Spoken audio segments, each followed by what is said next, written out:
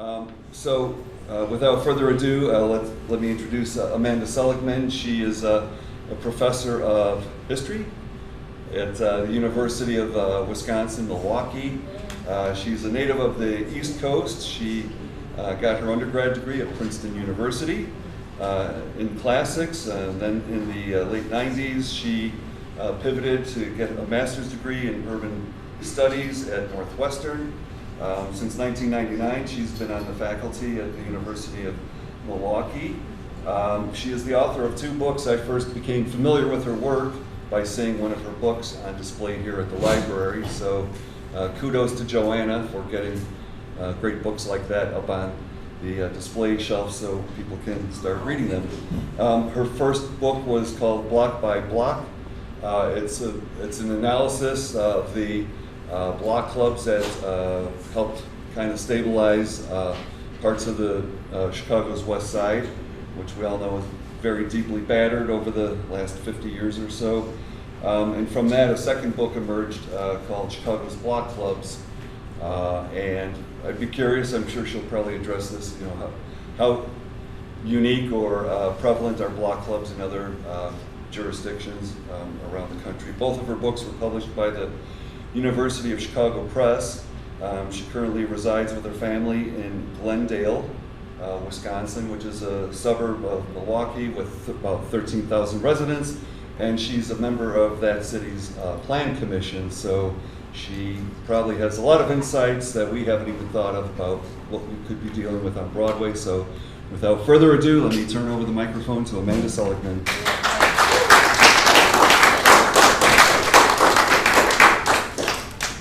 Thank you so much, John, and thanks to all of you for coming out on a Saturday morning, one of the most beautiful days of the year, when you could be doing anything with your time. So I'm very gratified that you would have chosen to come and make an audience for me for the next half an hour to 45 minutes or so. As John said, I'll talk for somewhere between that half an hour and 45 minutes, and we'll have time for questions and answers at the end. Is everybody hearing me okay? Yeah. Am I a little fast or is my speed good? Excellent. Okay. People in different parts of the country have different listening speeds. And I also often have to coach my daughter about not talking as fast as you can think because people can't hear as fast as you can talk. So generally, we're a little faster here in Chicago than Milwaukee. Okay, yes. It took me a long time to get used to how slow things were in Milwaukee, but I've been teaching at UWM for more than a quarter century, and sometimes it's a little surprise to come back to a little faster paced place. Yes, I did say that correctly. Slow is, generally better, but a lot of the problems people might have to do with different accents. There's that too. Yes, thank you. Okay, so today I'm going to be talking about the history of block clubs in Chicago. I'll make a special effort to talk about democracy, as John requested. I'll also have something to say about neighboring, which is one of my sort of pet themes. As John said, this work comes from my second monograph. My first monograph was about the process of racial change on Chicago's West Side in the 1950s and 1960s. And in preparing that book, there were block clubs everywhere in my research, and being immersed in Chicago as I was, people just knew what block clubs were. But when I left Chicago, went to Milwaukee, and then I would say the words block clubs to people, they would sort of look at me quizzically and they would say, well, I know what the word block means and I know what the word club means, but I'm not sure what that means together. And as a result of thinking about that hesitation in my interlocutors, I realized that actually we should explain what block clubs were. And then when I started digging into it, I realized there was no big history of this phenomenon, which does have a special Chicago story that I will try to be sharing with you today. And Jim, I'm going to make your life difficult because I'm a wanderer, so I'm going to go back and forth, and you're just going to have to follow me with the camera. So again, thank you for turning out today to hear me. This is not moving forward. You're on the wrong side of it. I'm on the wrong Minus side. We had this plugged in. We did test it before. All right, I think I might have to do it manually. What's it supposed to be aimed at? Are you turning it on for me, Brad? Thank you. Brad, by the way, your neighbor Brad Hunt is a friend of mine from grad school, so he and I have known each other for 30 years, and I always give him my dessert. Thank you. Okay, so first of all, what is a block club? You guys know what block clubs are because you're part of Chicago and you may even belong to EPIC, or you're the larger or the smaller subset. But because I talk about this phenomenon to non-Chicago audiences, it's important to explain. As far as I can tell, block clubs are the smallest form of community-based organization in the United States. They literally are often just a face block, sometimes even just one side of the street, or maybe facing, maybe sometimes a square block, maybe sometimes an accumulation, but they are very tiny organizations. They're also voluntary. Nobody makes you join a block club. That's entirely your choice as a resident of a block or maybe another kind of stakeholder, which I'll have a little bit more to say going forward. And then the membership may include residents, may also include business owners if it's a block that is mixed in its usage, and it may include, in a very few cases, absentee landlords as well. But usually it's the people who live on the block who are very concerned about making that space what they want the space to be. There are two other kinds of organizations that you may also think of when you hear about block clubs, and I'd like to just take a moment to distinguish them from homeowners associations.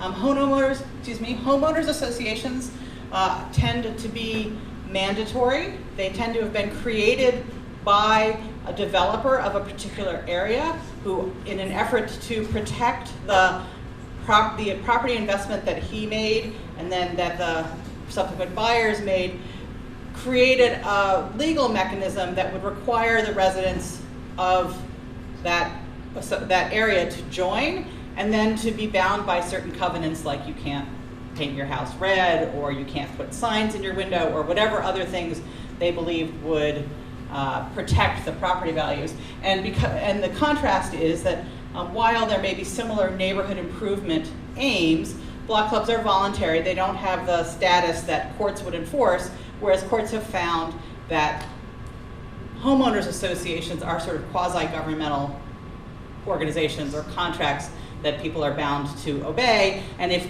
you don't like your homeowners association, you either have to join the leadership of it or you have to leave the property altogether. There's not really an escape. Whereas the block club you could just ignore if you wanted. And then community organizations or community-based organizations, they have another long history that would be a different talk. But community organizations in the United States do tend to be larger than block clubs. They may take up an entire neighborhood or community area in Chicago, and they often become large enough that they get a 501c3 status with the federal government. That gives them tax exempt, but also sort of recognition from the government. Whereas block clubs, because they are so tiny and usually have small, minimal dues, don't reach the level that it would make sense to sign up with the government, and in fact also don't often have the staff, the person power to make that happen. So they just exist. And one scholar who's written about the history of community organizations used the phrase "the dark matter of the nonprofit world," which basically was a way of saying that there exist in the United States associations that are nonprofit organizations, but they just fly under the radar because they don't rise to the level of federal attention or even state attention, and block clubs fall into that category. This also reminds me to say what I forgot to say at the outset, which is that if any of you are low vision or want to see the slides later, I've given Jim a copy of the slides. The slides all have alt text, so you can read descriptions of the images. Okay, so there's my basic introduction. Let me tell you a couple takeaways that I have about block clubs. I was very surprised when I started thinking about them systematically to learn that block clubs, while they sound like they're indigenous grassroots organizations, have actually historically mostly been cultivated from the top down. That is, that larger organizations like the Chicago Urban League, like the Chicago Police Department, have intentionally cultivated block clubs as a way of promoting civic engagement. That was really a big surprise to me. I was also really surprised about the Chicago Police Department's CAPS program and the way in which they were involved with block clubs. It's my belief that CPD is one of the 2 largest organizers of block clubs in Chicago history. That the other large one that happened was during World War II, when 20,000 blocks in the Chicago area were organized into block clubs for the purposes of civil defense, and then they sort of petered out. Sorry? Yes, some of them did Victory Gardens, that's right. And especially in the early part of this century that we're living in, CPD had a similar effort to organize block clubs in the city, and had a staff at one point, I believe, of 24 civilian community organizers whose entire job was to create and cultivate block clubs. The other thing that really surprised me, but also made sense when I started thinking about them, was that block clubs tend to be very short-lived. They are voluntary, because they're voluntary organizations. When the people who created them or ran them ran out of energy without a succession plan, or moved out of the neighborhood, or got sick, or got busy with their families, or all the things that happen to busy, talented people who tend to run things, block clubs can die really easily. There was a study done in New York City of block clubs in which the scholar who was investigating them had a list, a very long list of them, and could only find about 1/3 of them 2 years after the list was created. Wow. So they do go out of existence, which is one of the reasons that Edgewater is important. Those of you who are involved in EPIC, EPIC is one of the longest lived block organizations in Chicago history. I saw on the website that you're up to your 50th anniversary, and that has, I think, extended in part from the size of the organization. This image is a map that is on the website. Then there's all these little sub areas, and even the sub areas you can see here are larger than a face block organization. So, Amanda, just for clarification, that map is all of Edgewater. Yes. EPIC is just one of the numerous block clubs. And it's not the oldest. So EGA is 52 years old.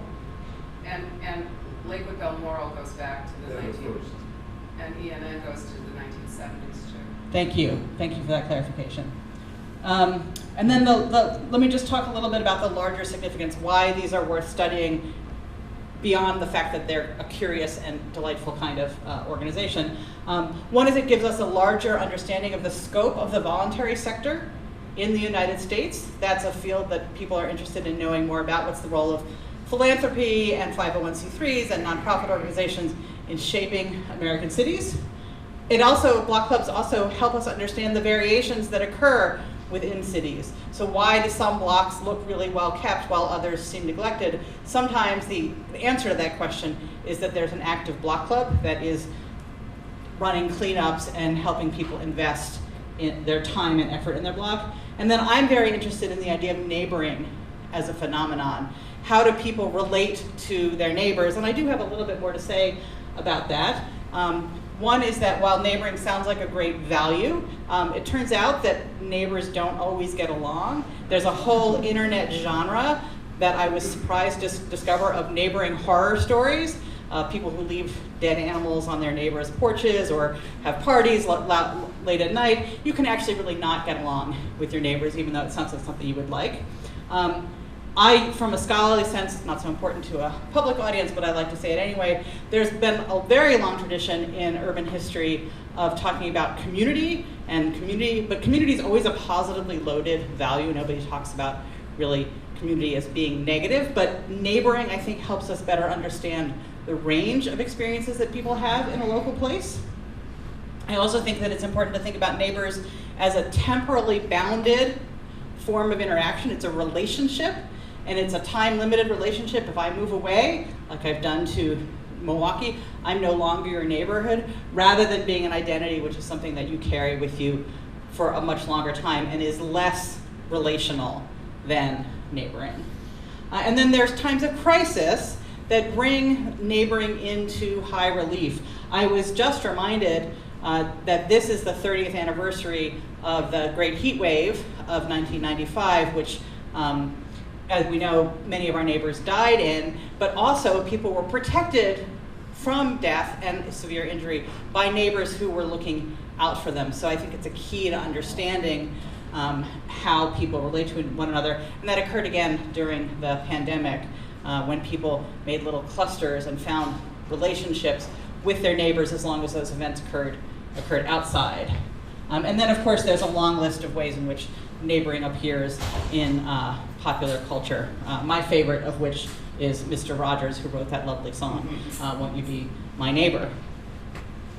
Also, democracy is important, and block clubs help us understand and are a manifestation of the experience of democracy in American life. They're an example of local self-governance, voluntary, rather than the larger scale electoral democracy, but they help us, by participating in block clubs, we begin to cultivate the habits of democracy that make us all better civically engaged. However, there's some caveats that I would offer. One is that the variations of democracy are not all positive ones. So I'll give you some examples later on, but I'll highlight two now, is that when people are deciding who their neighbors are, how they want to relate to neighbors, and what those relationships would be like, they sometimes decide against the people who are near to them and exacerbate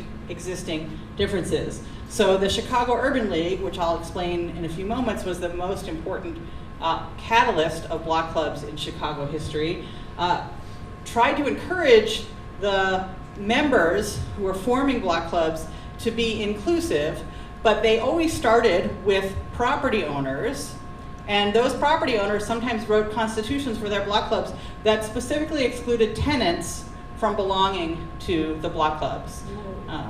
Similarly, the Southwest Associated block clubs, which were created in the 1960s, were specifically created in order to hold the color line, that is, to stop African Americans from moving into white neighborhoods. So those are not things that we would necessarily approve of in the 21st century, but nonetheless were manifestations of local democratic feeling. So democracy is a mixed bag. There's other things that teach us that as well. I will also say that block clubs have been particularly important in Chicago's Black community. As I mentioned, the Urban League was intentionally trying to cultivate local leadership. They knew that lots of people had been migrating to Chicago from the South. They wanted to demonstrate that blacks made good neighbors, and they used block clubs as a way of cultivating that leadership, so in hopes that the leaders in those clubs would then go on to participate in other forms of civic engagement. It was not a training academy, but it was definitely a training ground. And one of the manifestations of the success of that approach was that when people who had been leaders in block clubs died, they often made sure, their descendants made sure to include their leadership of block clubs in their obituaries as examples of their civic engagement and commitment to democracy. Why do I focus on Chicago? Well, partly it was, I knew about it and it was convenient, but Chicago also has a special place in the history of block clubs. I don't think it's an accident that I sort of started paying attention to what was happening with block clubs here, because there is a more than century-long history of Chicagoans engaging in block club organizing with themselves and their neighbors. But this is not to say that other cities don't also have block clubs. This list of places on the left-hand side of the screen are places where I have found mentions of block clubs. My guess is that Buffalo in New York is the most organized city in the country. I don't have great data for that, so I say it with a little bit of a caveat, but there is scholarship on block clubs in Buffalo, and it is a smaller city, and it seems to be disproportionately organized. I'm hoping that somebody will one day, I'll say this, and somebody will go and do that project and help me understand it a little better. But so far, nobody in Buffalo has asked me to come give a talk about block clubs. Maybe you have a connection who will get me there. I do think that Chicago is sort of the most important leader city in the history of block clubs in the United States. How do I know about the history of block clubs? Okay, this was a real challenge. This is not a project that I could have done as a graduate student. The evidence, whoops, thank you, Brad, wrong way. The evidence for block clubs is both fragmented and fragmentary. And what I mean by that is historians go out and do their research in archives. That's most of what we do. Sometimes we talk to people. I didn't do much of that, I'm too shy. But I really loved archival work. Here, I'll go to the other side so you can see the screen a little bit better. So the evidence for block clubs is scattered in many, many different archives across the city. And I knew about them because of my previous work.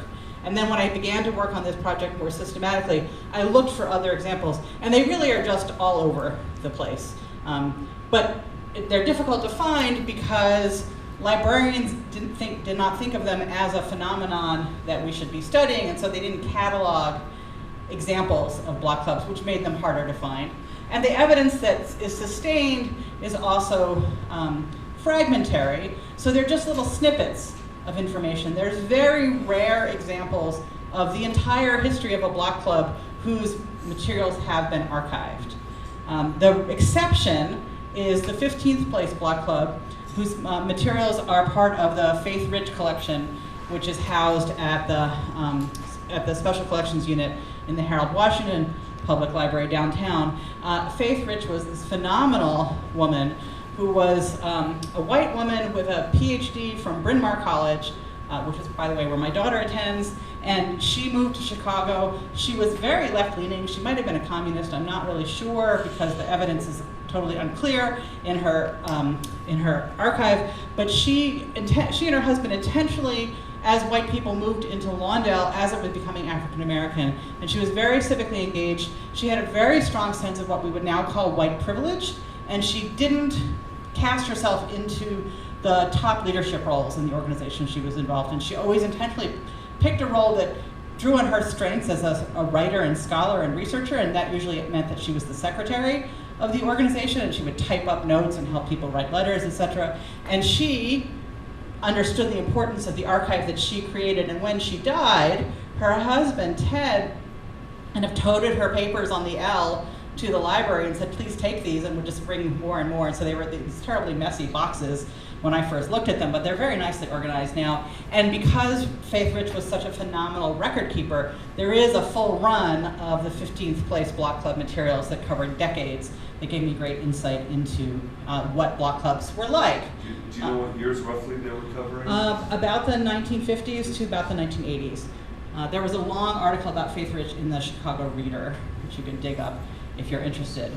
I also did a little bit of research on the internet. That's, for example, how I found out that Buffalo was so important in the history of block clubs. But when Block Club Chicago came into being, like 10 years ago, it totally ruined my Google News search, because now every day I get emails that say there's news about block They clubs. have nothing to do with block clubs. And it's just the name shows up. So it's much harder to do internet research on block clubs than it used to be, without criticizing the coverage that they offer. It's just I can't do that research that way anymore. It's also very hard to estimate the number of block clubs in Chicago at any given time, partially because they're so transitory, but also because the evidence is so fragmented and fragmentary. I collaborated on a project that I'll talk very briefly about at the end of this with Wes Scogan from Northwestern, who managed to get us data from CAPS about how many block clubs there were in 2017. And at that moment, there were about 1,500 block clubs in Chicago, but how active they were is unclear. And of course, only the block clubs that wanted to sign up with the Chicago Police Department are counted in that list, and some people in the city are skeptical of CPD and would not have chosen to affiliate themselves. So I don't, anywhere in my book on block clubs, say how many block clubs there were, because I am not confident in any numbers that I would give. The range the lower bound is probably 1,500, as in the CAPS database. The upper bound would have been that 20,000 during World War II. But that's a really wide variation. But I would just be skeptical of anyone who told you exactly how many block clubs there were in Chicago, because they're very difficult to count. And just counting them would be a really big job, and the data would only be good for a year or so, and then you'd have to start over. Another question that is important to understand is whether block clubs are political. And this is something that I really had to work through in writing this book. And I started out by saying no, and then I was eventually persuaded by my outside readers to say yes. And here's my argument for how to understand block clubs as political. I understand them as political in the sense, here's my classics major coming out, that is used in ancient Greek. Our word metropolitan comes from the Greek word polis, which means city. And because block clubs are fundamentally creatures of urban places and are concerned with the state of cities, they are fundamentally or basically political. But how the block clubs have thought about engagement with politics has varied considerably over time as well. You might imagine those CPD block clubs are in some ways definitely political because they have chosen to affiliate with the city government through the Chicago Police Department. But when the Urban League, in the earlier part of the 20th century, was creating block clubs, they were adamant that their work was not political. And what they meant by that was that it was not partisan, and it was not to be associated with machine politics. And there were moments that are captured in the archives in which the precinct captain sort of showed up to a block club meeting, and the Urban League people were like, no, we are not affiliated with the machine, because they wanted to be independent. And the precinct captains then sort of left the room, but partially because they were offended by that. But it's a delicate line to watch, because block clubs also can work to agitate for city services. That's one of the things that's effective about block clubs, is that instead of an individual going to the alderman or the precinct captain saying, we need better trash pickup on our street, if a group that was organized and had some tenure asked for the same thing, they might get better coverage. So that was a difficult line for the Urban League to walk. And then in the 21st century, a little bit in the late 20th century as well, there were some aldermen in the city who regarded organizing block clubs for their constituents literally as a constituent service. In the book I cite the example of Amaya Pawar, who did this quite systematically during his tenure, but there have been others as well in Chicago who understood that if you wanted to hear from your constituents, which I understand aldermen don't always want to do, one way to do that would be through the instrument of the block club. So they organized them, or they got their staff to organize them for them. And then the leadership approaches that are intersecting with politics that block clubs engage in, included, as I suggested, leveraging government services, trash pickup, tree planting, assistance with beautification, cooperation with CAPS, especially in the area of so-called positive loitering. They also ran their own programs. As I was driving in this morning, I noticed that there's here in Edgewater, you have a second Sunday in July garden walk, right? That's another example. And then they also sometimes just served as models without trying to overtly pressure their neighbors into activity. But they argued that if most of the houses on the block clean up their properties or put up Christmas lights, then other people will be inspired to do so as well, and that will effectively improve the neighborhood or the block, even if we don't really, put pressure on them too. So those are all ways in which I would say block clubs are political. And let me just say an image, something about this image, which is one of my favorites that I found in the course of doing this research. This is a bunch of block club members who were carrying signs in 1968. You can see this is September 1968, and their signs say things like 3 cheers for Mayor Daley, America, we love you, Southwest Associated Block Clubs support Chicago's police.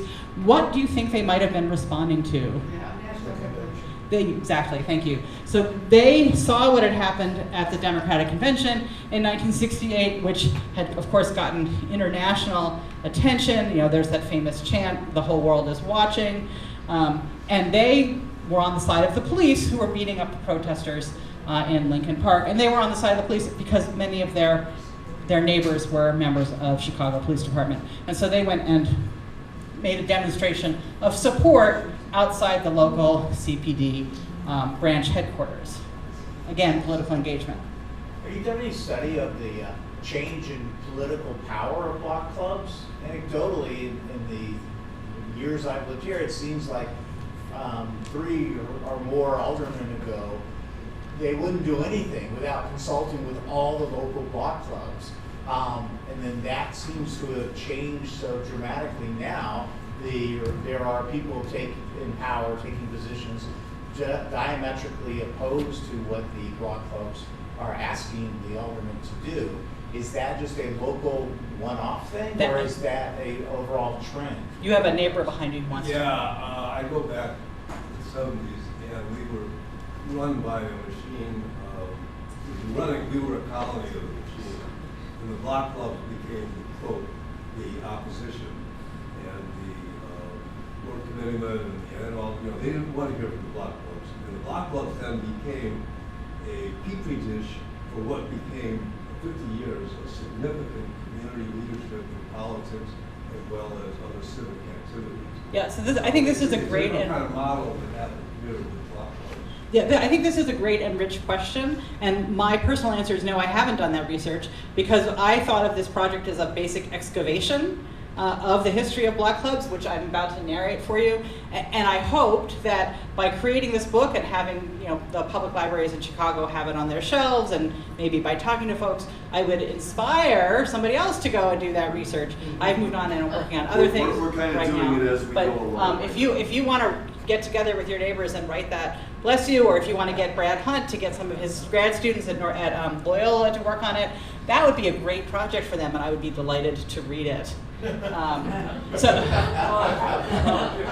now we're back to what it was 50 years ago, when top-down, and the elected officials don't trust the block clubs because yeah, I think that's definitely a project that is worth doing. pendulum swing, right, John? So to sort of circle back to the larger history, I want to start with the work of block clubs at the national level and how they came to Chicago, and why people have thought historically in Chicago, I don't think they think so anymore, but historically thought that block clubs were a particularly black form in Chicago, and that is because they come out of black organizations, in particular the National Urban League, which starting in cities like Atlanta, where there was a small but very influential cluster of African American intellectuals, started to organize block clubs and mothers clubs, and spread the idea through the network of the National Urban League to other cities like St. Louis and Pittsburgh and Chicago, and they took special root in Chicago through the Chicago Urban League, which, as you know, is one of the 2 most important civil rights organizations in Chicago history in the 20th century, the other one, of course, being the NAACP. And people often understand them as sort of complementary organizations. The Chicago Urban League is most famous for doing what was called industrial work, in which they tried to help migrating African Americans identify jobs that they could take and therefore bring their whole families north and migrate as a family and not just as individuals. And the Urban League had limited funds, as many nonprofits did in the 20th century and continue to.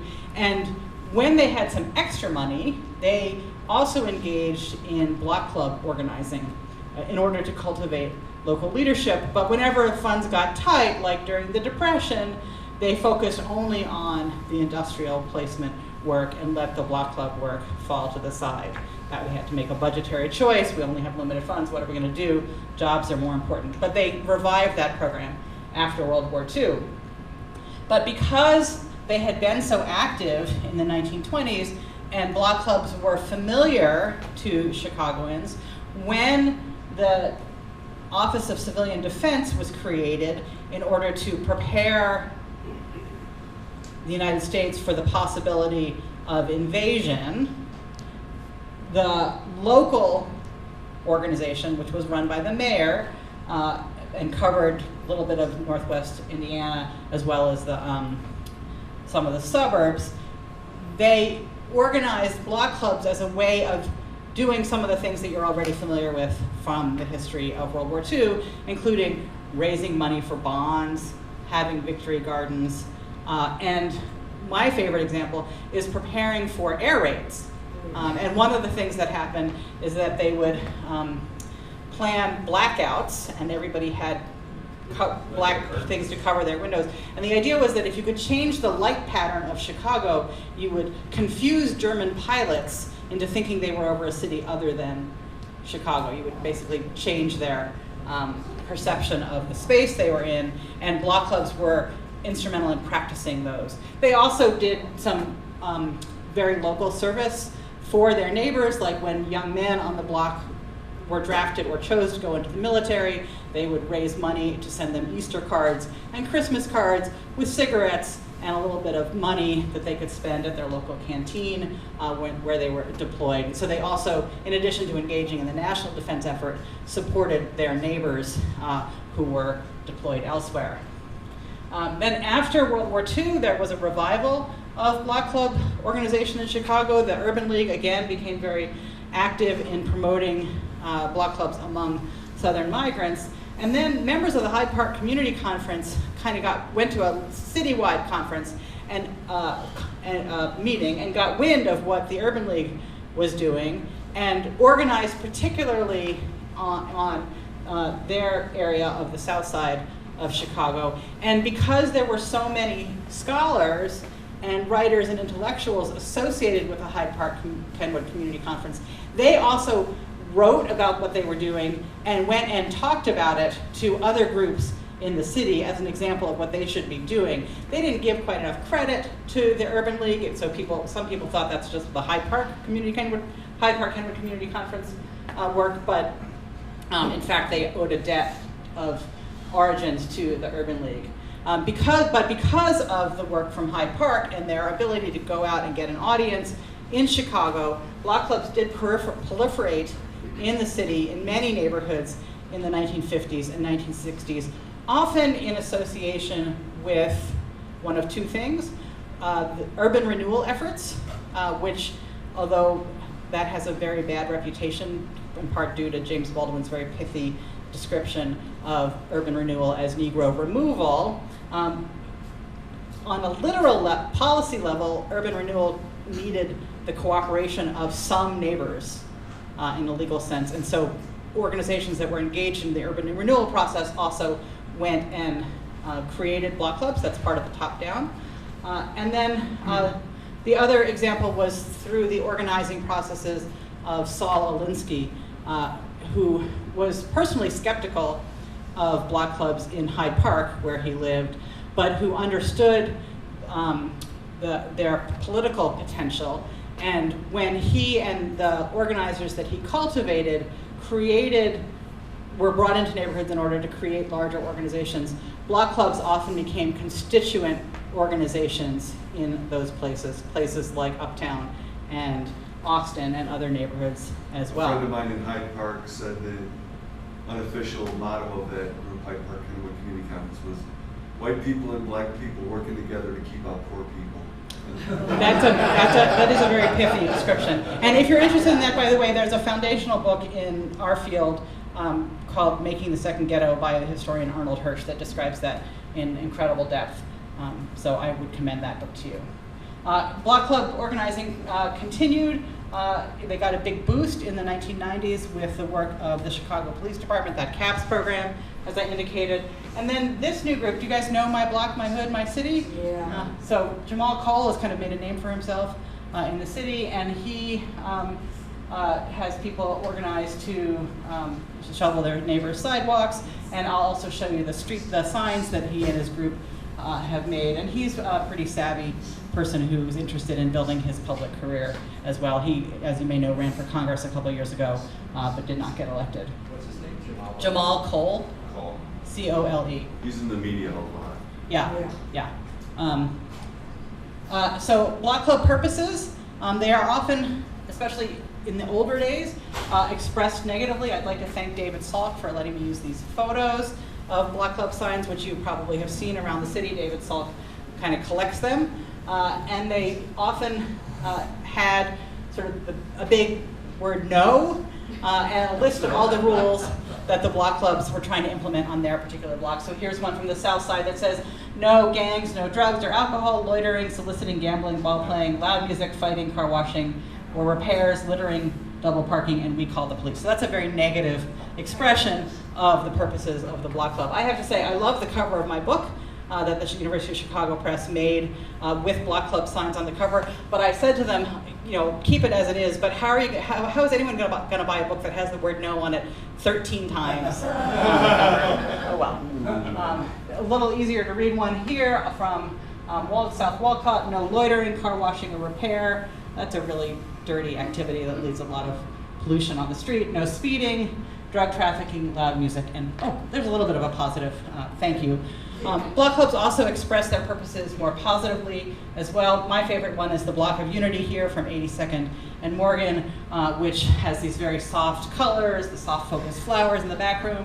And they say, help us keep it safe, clean, and green. And they literally have photographs of all the bungalows on the block that demonstrate how they want the houses to be kept up there. It's just quite lovely. And I also really enjoy this one from the west side, which is bilingual and basically says welcome in 2 languages rather than saying a whole bunch of negative things. It says neighbors working together for our community benefit and safety. It's very vague as to what they're up to, but it projects the idea of what the Block Club is trying to accomplish among its neighbors instead of scolding them.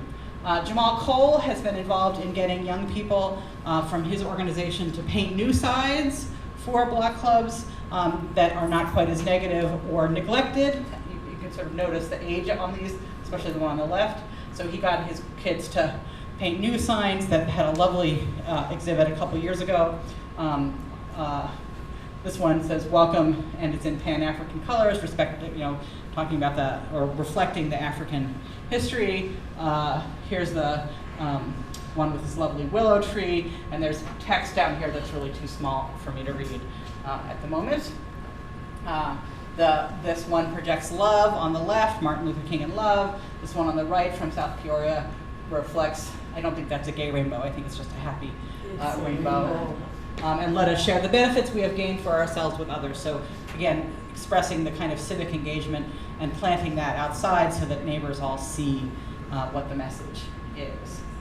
The Block Clubs have engaged in all kinds of activities. Part of what I had to struggle with in writing the book was how to organize it, because I had all that fragmented evidence, and I tried to sort of classify it by the kinds of things that Block Clubs did. So one of the things that they focused on was cleansing and beautifying the neighborhood. So a very ordinary, very normal activity of Block Clubs is to organize cleanups, get all the kids to go out in the alley on a Saturday morning and pick up the trash, or clean the parkway together, whatever.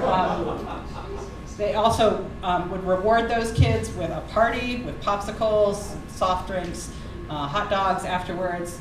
And that would not just make the kids feel more civically engaged, but it would foster social connections among the neighbors. And in some places, especially in the southwest side of the city, really the only things Block Clubs do are to have annual parties where they shut down the street and everybody comes out, and the kids go in a bouncy house because they've had too many popsicles, and the neighbors drink beer. They also have been engaged in promoting safety. That's part of the alliance with Chicago Police Department. Sometimes reporting to police, as indicated on that previous sign. One Block Club, I think on the south side, was trying to get gang members off their street, and their strategy was to have everybody turn on their sprinklers at the same time, and that would just encourage people who were selling drugs to go somewhere else because they didn't want to get wet. And then they would also try to regulate their neighbors' behavior, for example, through those various signs that I indicated. And I think some of you sort of read this list. There is a tradition in Black Chicago, out of the days of the Urban League, of literally telling people how to behave and giving lists of behavior, both for the sake of your neighborly life and also to stop white people from thinking negative things about black people in the city. Excuse me, I just need a little water. I'm not going to read that out to you. They were very involved in cleanliness, so there was a concerted effort in mid-century to get Chicagoans to put their trash into garbage cans to prevent the proliferation of rats, and that often involved giving garbage cans with lids to neighbors and then carefully educating them about how to use it, and as opposed to just excuse me, dumping things into the wooden barrels that their landlords provided. And then also often in the summertime especially, creating social activities to harness the energies of young people. So here these kids are encouraged to engage in a potato sack race rather than do what other things that kids might do that the older folks would not love. Excuse me, I had a conversation with my daughter about why potato sacks, and we're like, okay, they're heavy and sturdy, that's why they do that. But you could also have had a three-legged race or whatever other things that would burn off kids' energy. Block clubs are particularly attentive to the physical environment on their street, and they can't always manage private property, but sometimes they are able to. And I've been tracking this block on the northwest side through the beauty of Google Street View for more than a decade. And the oldest one is down here, and you can see that there's this kind of neglected vacant lot, and the landlord has put up a fence to keep people from using it. But over the years, the contents of the vacant lot have improved over time. So in this one, which was the second image I took, you can see these little red dots at the bottom are actually kind of Adirondack chairs, which gave neighbors the opportunity to use that vacant lot as a parklet. And then when I was surprised when I visited block again using Google Street View, to see that they have like picnic tables with umbrellas, and the sort of lot seemed even better in the picture that I took preparing this talk as well. So this is the work of the block club, as evidenced by archival research that is not manifested in the street. But they're trying to make community spaces for their neighbors rather than allowing a vacant lot to be a negative space that would attract garbage and whatever other things happen in vacant lots that you don't want to have happen. There are, as I suggested in response to a question, lots of open research questions about block clubs. Is this still on? There we go. That I hope somebody will pick up the answer to. Brad, again, this is for you and your students. Since you're right here in Chicago, it's much harder for my students to do this research in Milwaukee, except for the very first one, block clubs in other places than Chicago. I do occasionally get contacted by folks in like Minneapolis, where there's also active block clubs. But we just don't know what the larger national history is because people haven't picked up my call for research yet. I'm particularly interested to know more about block clubs on the northwest and southwest sides of Chicago. Most of my research comes from records of organizations like the Urban League that are already deposited in archives, and organizations from the northwest and southwest side haven't had the same benefit of having their records saved. Suburbs are sort of similarly fragmented, and boy, it's hard to go to lots of different places in order to do research. And then again, other metropolitan areas. The larger history of neighborhood level government. We know quite a bit about how urban governance has worked historically in the United States, but we don't necessarily know how groups like the ones that you're involved in have engaged with governance and created variations in the cities. There's more to be done on CPD's block club programs. And about 6 years ago, I started being really interested in the relationship between block clubs and crime. I was just like, what happens? If people think that block clubs lower crime, and if people are actively engaged with CPD, what's the actual reality? But I'm a qualitative historian. I don't have any of the skills to do that. So I found a collaborator. Actually, I found two collaborators, one Wes Scogan at Northwestern who had the CPD data, and then a wonderful scholar at Marquette, neighboring University of Milwaukee, who analyzes actually the effects of liquor stores on neighborhoods, and she just used the same data methods to analyze. We had some clean on that topic. So to analyze what's the effect of block clubs, and it was fascinating, the results, which then we spent 5 years trying to get published. It turns out that block clubs, at least through CPD, are highly correlated with crime, rather than being negatively correlated.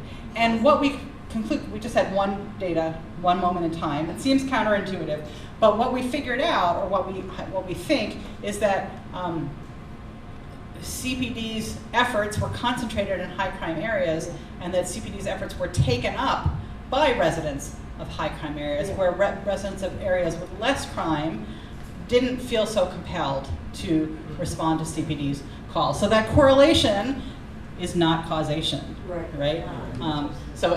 If you get the link from, if you get this article from Jim, or get this slideshow from Jim, that's a link to it, but you can also sort of Google me or send me an email and I'll send you to the What was the name of the researcher from Marquette? her name is Alexandra Snowden. Snowden. Yes, Snowden. And she's actually the lead author, because all I did was really ask the question and she did all the hard work of getting it What published. was the time frame for that? It's literally just that 2017 data. 2017. Yeah. So we don't have subsequent data. We don't have a longitudinal study. Again, we're hoping other people will pick up the thread and do the research. There may be things that you want to know as well, so we're happy to talk about it in the questions and answers. There's my book with the word no over and over again. Let me hear what you're interested in knowing about. Yes. With all due respect to Chicago police, people may not realize that the CAP program, the seeds of that started here in Edgewater. Tell you a little bit about the politics of the police. In those days that they didn't want to meet with block clubs. And this is when the local commanders were politically, quote, acceptable to the local political officials, whether it was the Seligman or the alderman. And they really didn't like meeting with block clubs. It's like, don't tell us how to do our job. And there's a fellow here who was very active in the community, a fellow named Edgewater who got very involved and helped initiate a citywide coalition. So it didn't come from the police. It really came from a lot of block clubs and organizations getting together. And he and Warren Friedman, the fellow was from Rogers Park, became the co-chairs of the citywide coalition of block clubs that got the city to do that. And between that and the election of Carl Washington as mayor, there began to be changes in the attitude of the police towards the block clubs. And that's just from our experience here, but it's they really did not want block clubs telling them how to police. And some of us who work in radio patrol, things like that in the neighborhood, we know that they have attitudes the police had. That's true. I think that's a great example of a history that really needs to be delved into. It was actually the section I have on CAPS in the book is disproportionate to what I've said in the talk today. I've mentioned it several times, but it's really, I just have a few pages in the book because it's actually really hard to do research on the history of policing in Chicago. The research has gotten better in recent years, and I would particularly commend to you Simon Balto's book called Occupied Territory, which is particularly about African Americans and CPD. And again, quoting James Baldwin, that's where that title comes from. But CPD's annual reports say almost nothing about block clubs. They don't tell that story, and so that's something I would love for somebody to go into greater depth on, and it looks like they should come talk to you. Yes? We recently had a talk about areas in Chicago which have the proportion of college-educated people since the 1980s to today, and how this area has always had a high proportion of college-educated people. Hyde Park, obviously, but it's expanding to the west, up in the north part of the city, and a bit around Hyde Park. And I'm wondering if that correlates with effectiveness of block clubs or longevity of block clubs.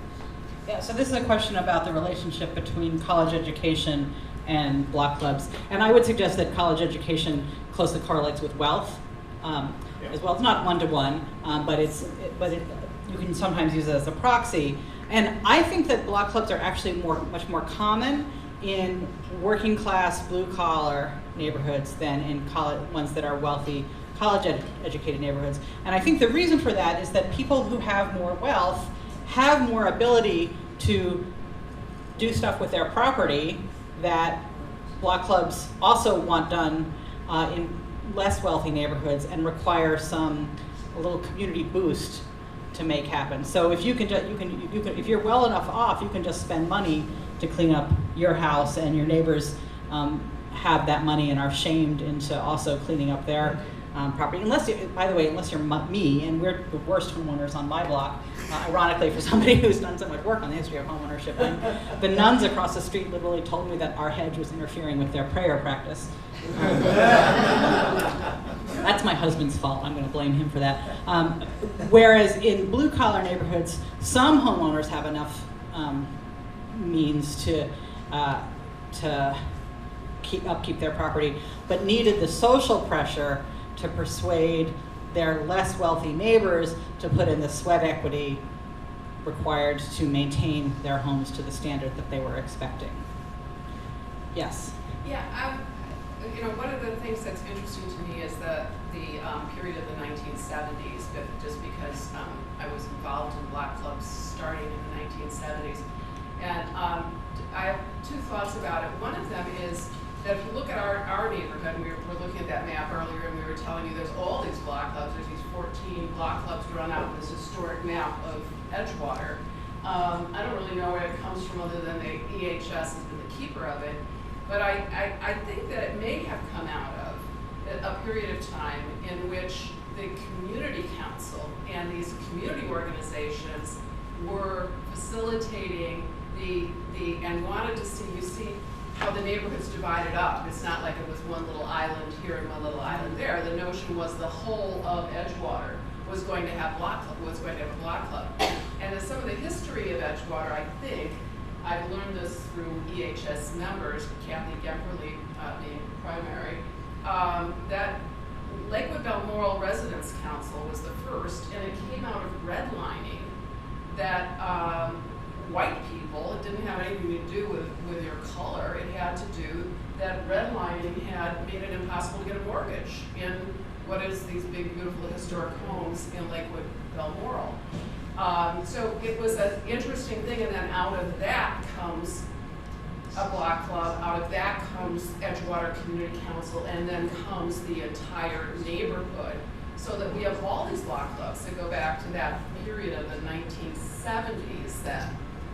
So I was just curious, at 1970s and the relationship with community organizations. I worked in South Shore, lived in South Shore in the 1970s, and the South Shore Commission was instrumental in keeping the South Shore Bank there to lend and locally, but also in creating block clubs in South Shore. And we had a beautiful Leroy Blummer who helped organize a lot of block clubs. Leroy? Yeah, so I could give a whole talk on block clubs, but my preference, the term neighborhood associations, but I won't.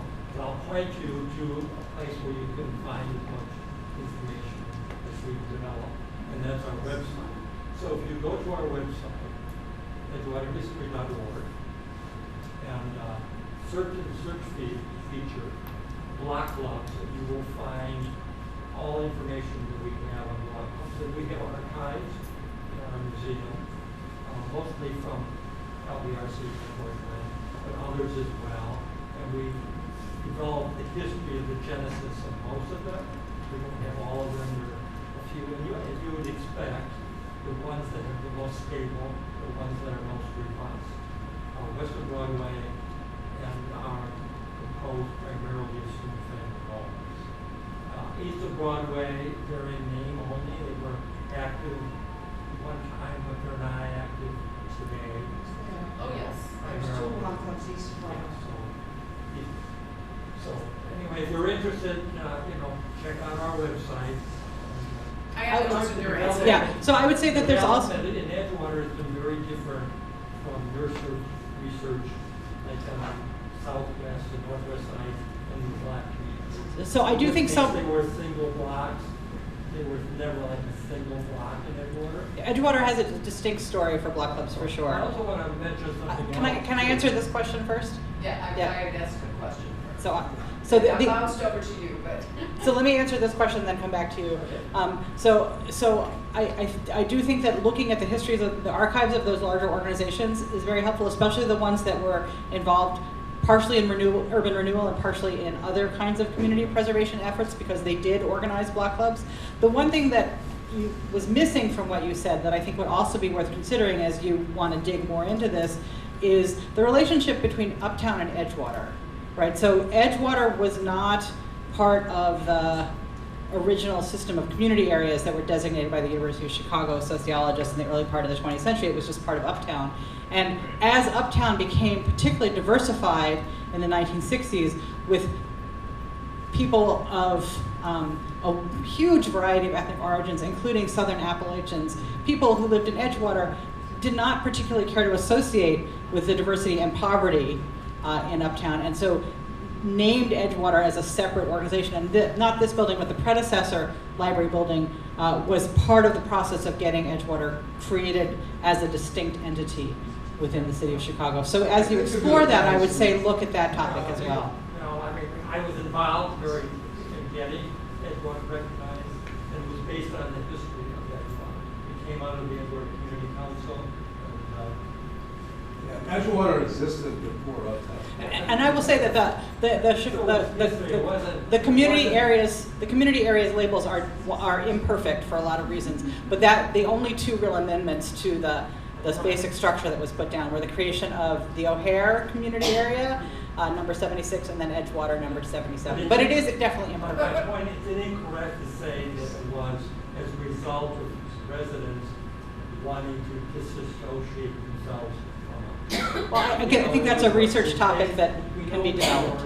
how it happened, you know, and Bob and I were involved. My real question though was, is it a scenario that you've seen elsewhere of these larger community organizations promoting their whole neighborhood being block clubs as a subset of the larger organization? I think Edgewater is the premier example of that. That in neighborhoods like Lawndale, North Lawndale, where there was an effort for urban renewal that was spearheaded by Sears before it moved to the Sears Tower, now Willis Tower, there was an effort to create block clubs, but they had a much more antagonistic relationship between the block clubs and the sponsoring organizations. So I would say that Edgewater is an example of a particularly effective form of top-down organizing. Yes, in the green, please. I keep thinking bigger, like I see all of this as part of such an American tradition of organizing and we the people, and you think about like Tocqueville's observations that he documented in Democracy in America. He's talking about these people are forever forming associations of all sorts, and we know about like the little organizations and the little New England towns and things. So I really see all of this as such an American story, and maybe even a human story. I agree that there's a very American story. I would say, though, that it was not clear at the formation of the United States that associational life would become what it was. There's actually a lovely book that talks about this history and points out that if you think about the First Amendment guarantees freedom of religion, freedom of speech, and freedom of assembly. That is to go out on the streets and protest, right, in the revolutionary tradition. It does not guarantee freedom of association. And it was not clear in the first 30 or 40 years of US history that the associational life that we take for granted today would occur, because it was not clear that Americans would be allowed to organize organizations that would have recognition from the government, including questions about like, should there be private colleges, even though places like Harvard already existed. But by the time Tocqueville was traveling in the young United States in the 1830s, Americans had become associationalized.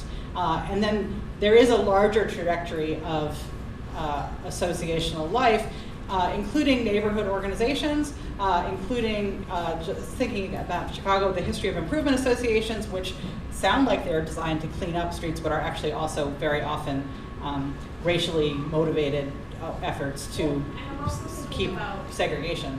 Labor unions, and Yes. like if people have looked at the intersection between those kinds of groups and these kinds of So let me just tell you the story of that. So I'm very interested in the larger history of community-based organizations, some of which is related to the history of labor organizing, especially through Saul Alinsky, who learned part of his technique from labor organizers. He was fascinated with John Lewis.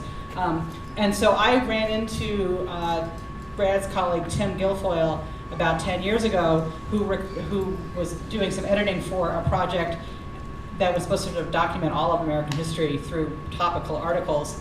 And I said, oh, who do you have writing the history of community-based organizations? And his face fell. Like, and nobody had thought of it, so it wasn't on his list. And I should have kept my big mouth shut because about 2 days later, what should show up in my inbox but an invitation to write that entry. And then I literally spent 5 years unable to write that article because it's such a broad, it requires such a broad synthesis, and nobody had done it. And I literally kept trying to give it back to the editor. I'm like, I can't do this. And they were like, oh, we'll give you another year. That's fine, we'll just push it down. And after the third time I tried to give it back, I woke up one morning and started writing it. And so I eventually was able to write a synthesis of the history of community-based organizations. I don't think it's great, but it does sort of give the overarching history. I cite Tocqueville, he went to exactly the right spot.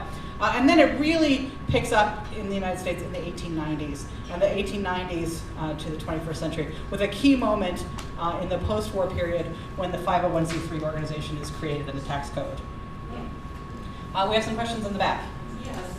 Do you treat the experience of congregations and the clergy in the evolution of these groups? Because in Edgewater in 1960, there was a group of clergymen who got it off the pad, so to speak. And then, of course, everything Alinsky ever did involved clerical leaders and parishes. I think that's a great point. I don't treat it separately or much at all. The role of religion in American cities is actually understudied, and so I don't think that my consciousness was high enough to do that, but you're right that there are certainly places where clergy and churches and parishes and synagogues have been very important organizers for their neighborhoods as well. Yes? Also, what's unusual in Edgewater, it was the women in this community that turned it around, specifically, starting with Mary Lou Hedlund, elected as alderwoman in 1971. And women continued to be alderwomen until Mary Austin was elected. And they turned this board around. And a lot of the women sitting in this room, Pat Sharkey, Kathy Emberly, so many women were the ones that created these block clubs and created the change in this neighborhood. And as I'm just going to say, we have an exhibit at the museum right now about women's leadership in Edgewater and what they did and what we created and what the importance was. I mean, they were catalysts for this whole block club, ECC, ECRA, and everybody getting together and working together to change our neighborhood. I think that's also a great point.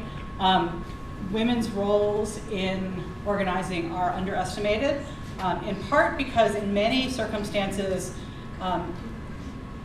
men took the top leadership positions in organizations. They were sort of nominally in charge as, say, the president of the organization, and then it was women who were the drivers, who were vice presidents, treasurers, clerks, etc. And that comported with the dominant gender strategies of, say, the 1950s and 1960s, in which women were presumed not to be as civically engaged as we imagine in the 21st century.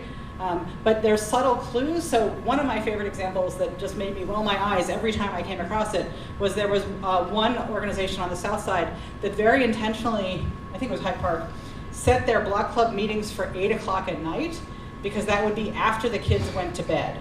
So presumably the mothers were off duty at that time. I always rolled my eyes because, like, I can't get my kids to go to bed. So, you know, by 7:30 would be trusted to be sound asleep and sleep through the night. When I was writing this book, they were too small. They were just up at all hours. But they set the meetings around women's schedules. So yeah, I think that's exactly right. Not just in Edgewater, but elsewhere as well. Thank you for sharing that. John? So I just wanted to maybe catch you up a little bit on what's been going on here. So as Pat noted, that there was a very intentional effort to make sure that all of Edgewater was covered by block clubs. Some have been very robust throughout the entire last 50, 60 years. Some have kind of ebbed and flowed. Epic has been kind of in the middle tier, I would guess. I don't know if you ever interviewed Lynn Pierce. She was a pit bull of a community organizer, and she got me to take over the presidency. She was becoming ill, and she wanted to pass the baton. I had already been a long-time block club president in Uptown, and I feel like it's a role I can hardly run away from fast enough. So it's very time intensive, but I mean it's very worthwhile. I was on a very kind of close street. It's Dover Street in Uptown. It's just east of Clark. And it was a lovely street with a lot of really interesting, beautiful homes and lovely apartment buildings and so forth. So that community had a real identity for going back to like World War II, and they had, they're probably like approaching their 80th year of having a block party every year, so it was mainly a social thing, but increasingly when a neighborhood is challenged, this is when block clubs really have to kind of swing into action. And I would suggest, based on those comments and also the really rich comments that you've all shared with each other during this conversation, not just with me, but you're all learning about the history of your neighborhood from each other, this would be something that would be beautiful to document, right? So I would suggest what you should do is get a bunch of young people, get students from the local high school, get some of Brad's students from Loyola, which I realize is Rogers Park rather than Edgewater, and get them to interview you all, record them, and make those records part of your permanent legacy so that the knowledge that you all in this room have is not lost and that can be shared. That's not something that, like, I'm effectively an outside researcher at this point. That's not something that I could do, but it's definitely something that your organization could do and would benefit Our website generations. has a lot of oral histories. Yeah. Wonderful. Scores of Yeah. oral histories. Well, I won't say it. I was gonna say with AI, you could do a lot to create something new out of that. Way to create hallucinations too. Yeah, but with, you know, journalistic and research-based fact-checking, you could really kind of mine that website and do some cool things. I just wanted to make a comment. Actually, I wasn't sure if I would want to make it publicly. I worked for the city in 1995 when we had the heat wave. And our major effort for communications at that time into the neighborhoods was through a list of block clubs. When the, you know, when people were dying and everybody, you know, the press was up in arms, the major tool we had for reaching out into the neighborhoods was this list that was used by the city's what? Mayor's Office of Information and Inquiry. Yes, Oh, yes. the Mayor's Office of Information and Inquiry, and actually that, it was very effective because reaching out to the people who were captains of those clubs, they paid attention to the people in their neighborhoods and checked up on the older folks. Yeah, that's part of my argument here is that like neighboring is crucial, and that's what you do in block clubs. Yeah. It sort of feels like we're coming to the conclusion of the questions. Thank you. One more? Let's do one more and then we can chat after as needed. Okay, it's basically information. Even before the 70s or 60s, in the turn of the century and a little before, there were things called improvement associations, geographically based volunteer organizations. I haven't written it yet, but there was the Edgewater Improvement Association, and then the North Edgewater, the West Edgewater, so, you know, and Ravenswood, so it was still, there were a number in the city of Chicago. Yes, there were dozens, and actually you want to be careful when you write about the history of improvement associations in particular. There's the most cited master's thesis that I've ever run across in my career was written by Zarita Mikva, which is about the history of improvement associations in Chicago. I think it's in the 1940s, and she documented dozens of them, and she was very clear in her analysis that those were instruments of racial segregation, that they sounded great, because they were like, who could argue with improvement? But in the time, improvement meant keeping black people out, because there was a set of racist assumptions about how African Americans affected neighborhoods. Maybe it would have been in certain areas, but it wasn't in Edgewater. I don't know about Edgewater in particular, but there's a wonderful map in her book that or her master's thesis, which is at the University of Chicago, that I would refer you to, so, as you do that project. You know, but every neighborhood has its own history. So thank you all so much for coming out today.